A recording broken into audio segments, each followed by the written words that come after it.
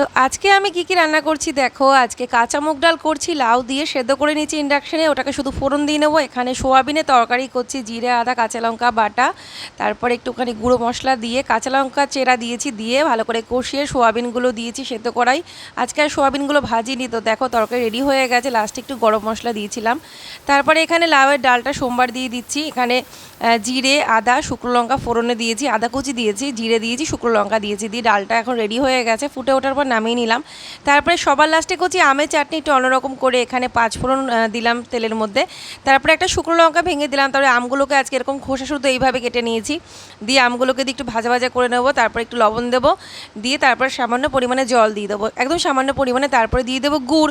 এটা একটু আচার টাইপের চাটনি হবে আর কি, একটু মিষ্টি মিষ্টি ভাব বেশি থাকবে। তো এটা গাঢ় গাঢ় হয়ে গেলে একটু জাল হবে, তারপরে নামিয়ে নেবো।